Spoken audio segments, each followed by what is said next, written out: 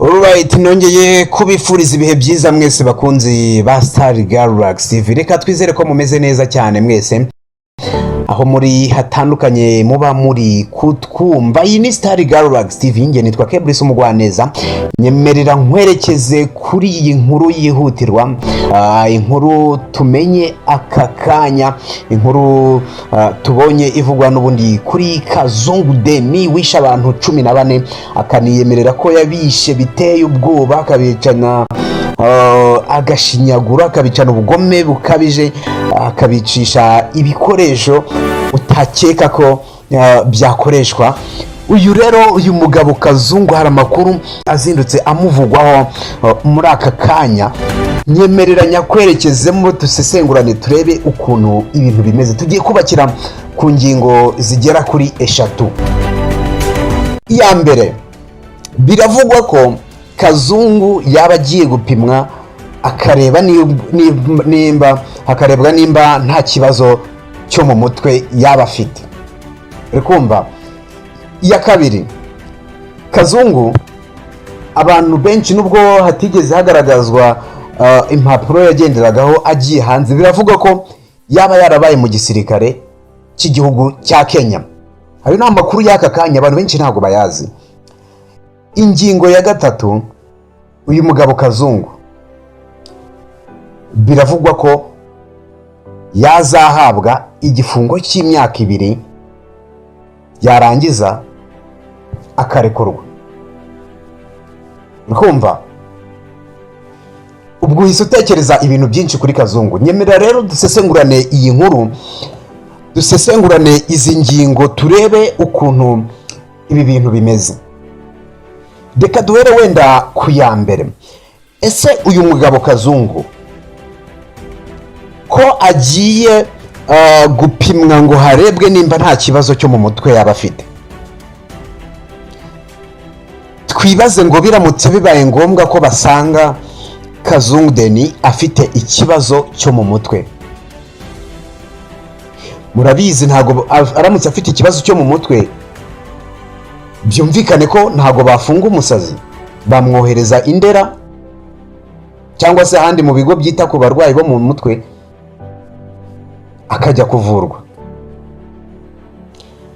Reka twibaze ubwo icyo kibazo biramutse nyine asanzwe afite icyo kibazo cyo mu mutwe,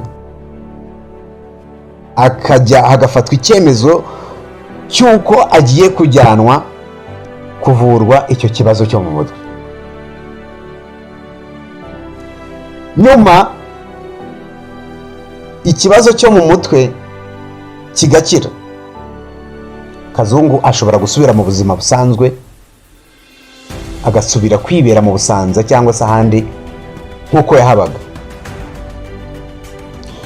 Ubwo kuri ingingo turibaza duti,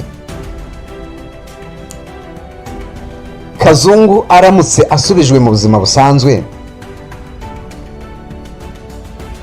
ntabwo yakongera kwica abantu nk'uko yabikoze. Ntabwo yasubira mu byo yakoze. Ku munsi w'ejo mu rubanza rwe yavuze yuko ashaka kuburanira mu muhezo, kubera ko hari bumwe mu buryo yakoresheje yica abantu. Aramutse avuze yakigisha n'abandi bantu bari hanze ahangaha bakazaba nabo babukoresha. Byumve neza, byasobanuye ati ntago nifuza ko urubanza rwabera mu ruhame, nshaka ko rubera mu muhezo, kubera ko bari abantu bose 14 nishe, hari abo nishe byoroshye cyane. Ndamutse mbivuze uko nabigenje, hari bamwe mu bantu bari ahangaha naba nigishije nabo bakajya babikora. Uri kukumva? Hita utekereza, Kazungu aramutse arekuwe, ubwo ni mu gihe baba basanze ibyo yakoze byose yarabiterwaga n'ikibazo cyo mu mutwe, akavurwa, yamara kuvurwa akarekurwa. Uri kukumva? Umva ukuntu byaba bimeze. ni ukuvuga ngo yaba agiye mu buzima busanzwe kamemu, mu bwo buzima busanzwe n'ubundi yazongera akabanamo n'aba baturage bari babanye.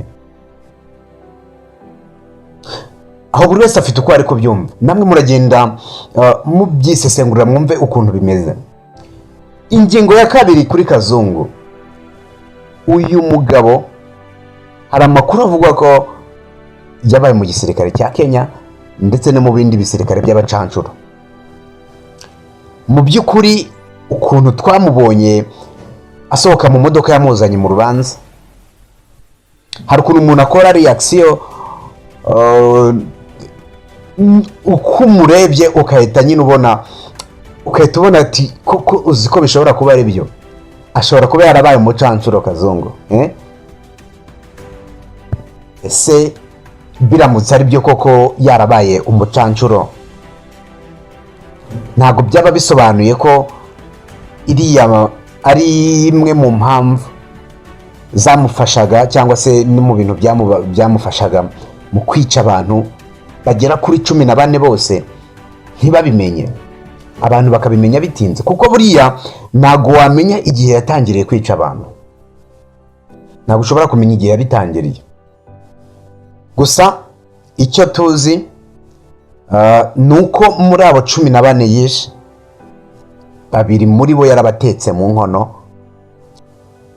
inyama zo mu nda yarazigemuriraga bamwe mu bantu bacuruza amasambusa.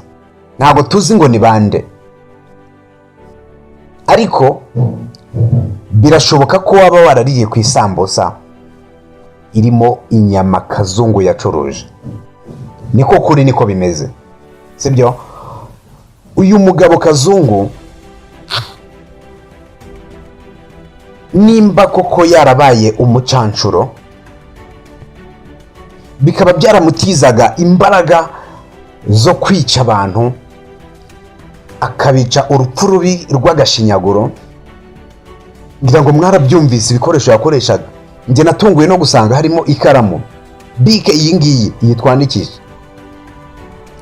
Akabikora yabanje kubatera ubwoba, urumva, yabanje kubazirika. Mu by'ukuri ejo we ubwe yarivugiye ati, abajijwe impamvu bari abantu yakoze biriya byaha, aravuga ati impamvu bari abantu bose nabishe nuko bose banyanduje sida. Ariko twibaze,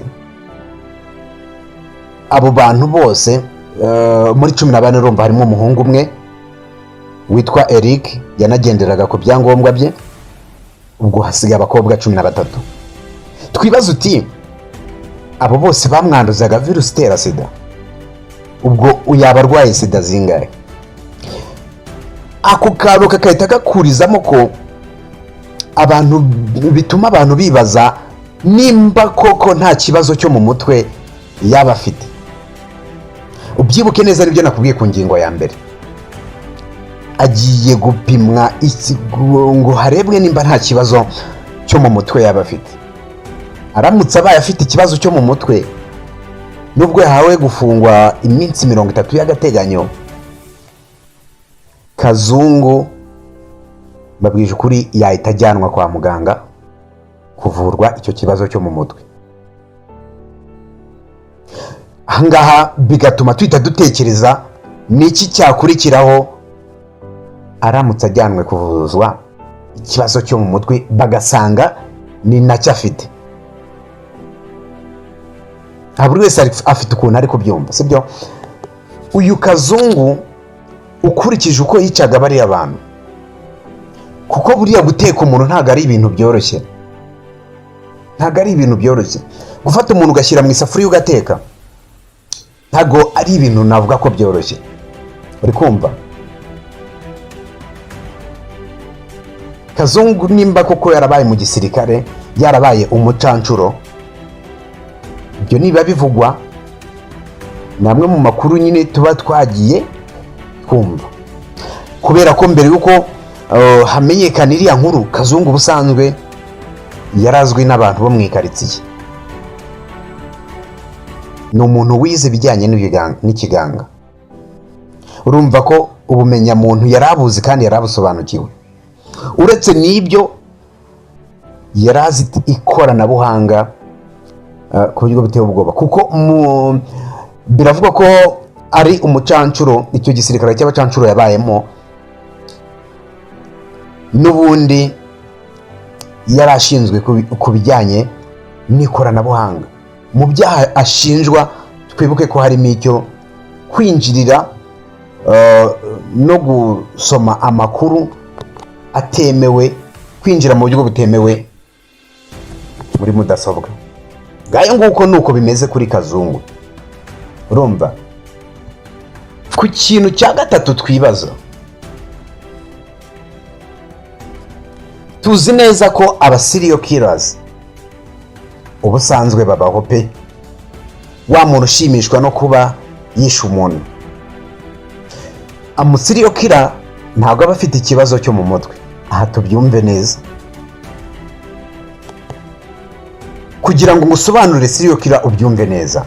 Urumva, utaza kugira ngo wenda serial killer ni umuntu ufite ikibazo cyo mu mutwe. Birashoboka ko Kazungu yaba ari serial killer, ariko aramutse ari serial killer nta kibazo cyo mu mutwe yaba afite. Kugira ngo ubyumve neza, tekereza ikintu ukunda gukora, icyo kintu kikaba aricyo kigushimisha mu buzima busanzwe. Icyo kintu nugitekerezaho,